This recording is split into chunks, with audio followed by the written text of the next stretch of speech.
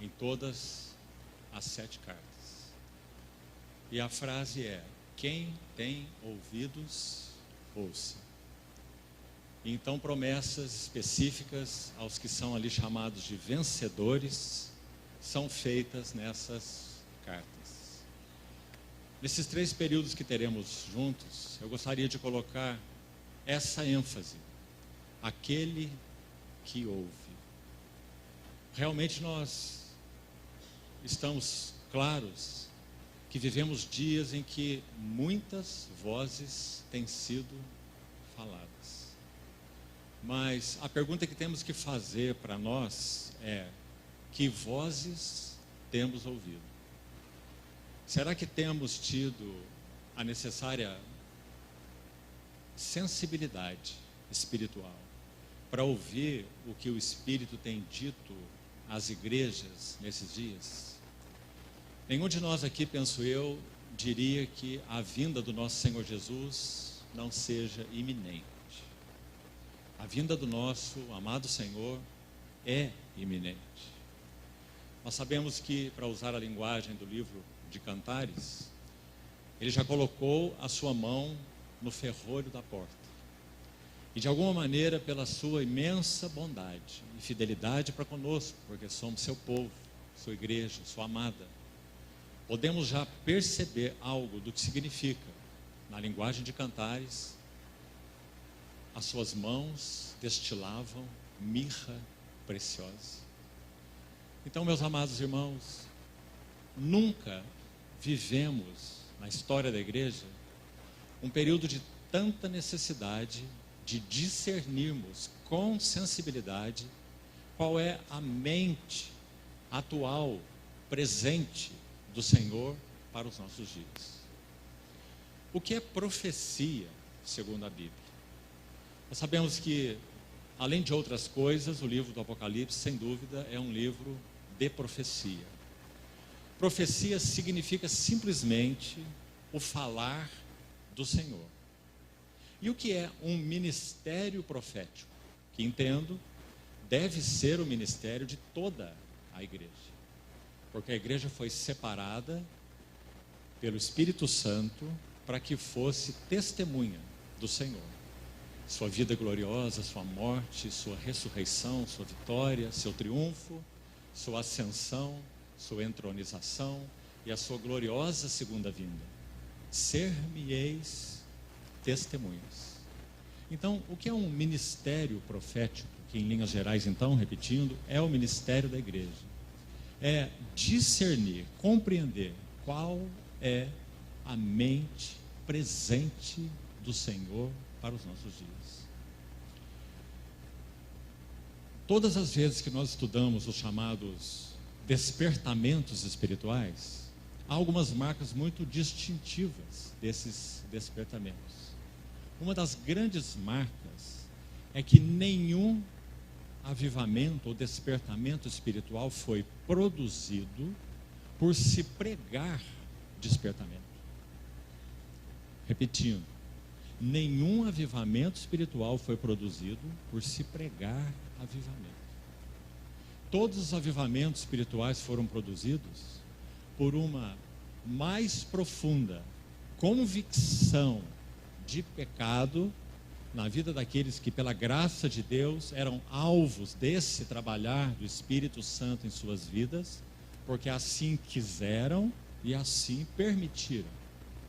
Então, esses irmãos, grupos de irmãos, às vezes uma nação toda, por consequência, e às vezes mais de uma nação, e às vezes mais de um continente, quando nós pensamos, por exemplo, no grande despertamento evangélico do século XVIII, em que País de Gales, Escócia, Inglaterra, outros países, pelo lado leste do Atlântico, e aqui no lado oeste, Estados Unidos, com tantos irmãos sendo usados de maneira tão viva, linda, pelo Senhor naquele tempo.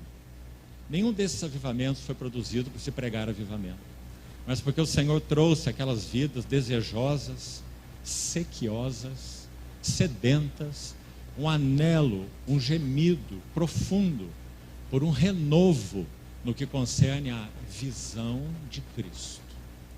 Sabe, meus irmãos, Se o tema que foi dado para esse encontro é o Espírito Santo, e a noiva, dizem, vem, o que deve estar, penso eu, mais claro em nossos corações é que o ministério do Espírito Santo não é, digamos assim, espiritocêntrico.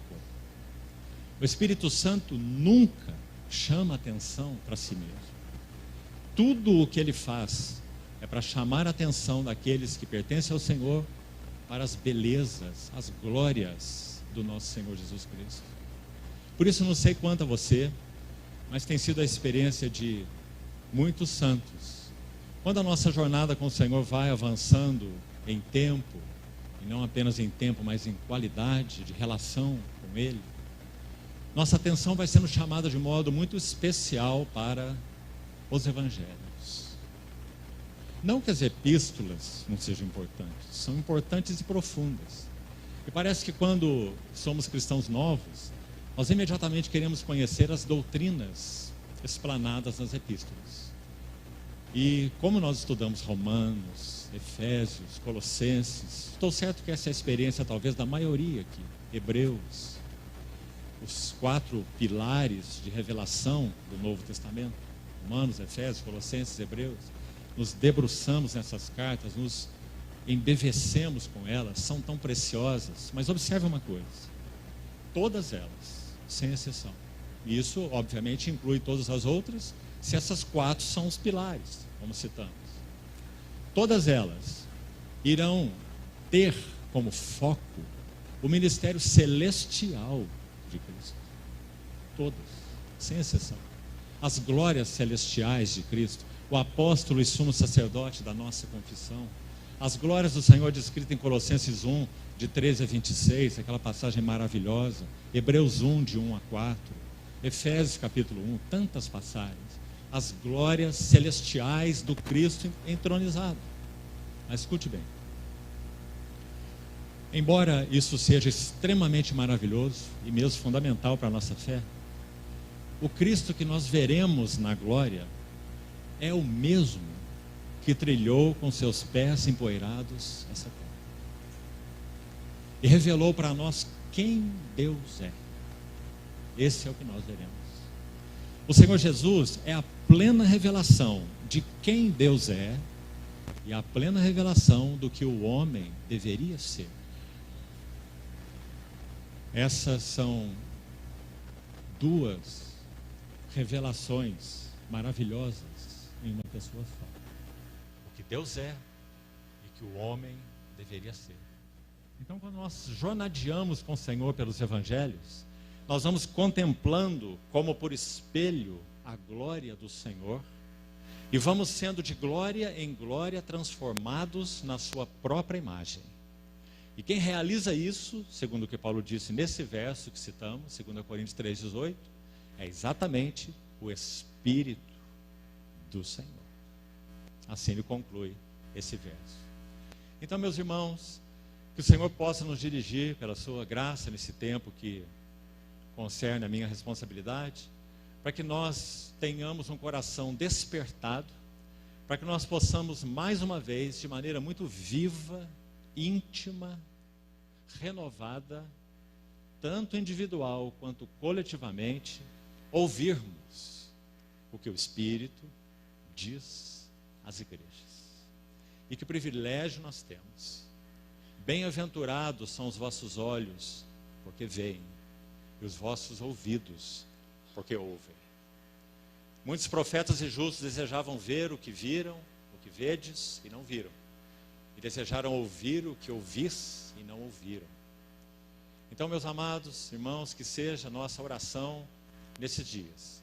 Que o Senhor nos dê céus abertos, palavra aberta e corações abertos. E, consequentemente, ouvidos abertos, para podermos discernir aquilo que o Senhor tem desejado em dias da iminência da sua maravilhosa, gloriosa vinda. Enquanto a sociedade em geral, e dizemos isso com dores em nossos corações, tem mergulhado em um abismo tão profundo, nós sabemos que quando a noite vai alta o dia vem. E a brilhante estrela da manhã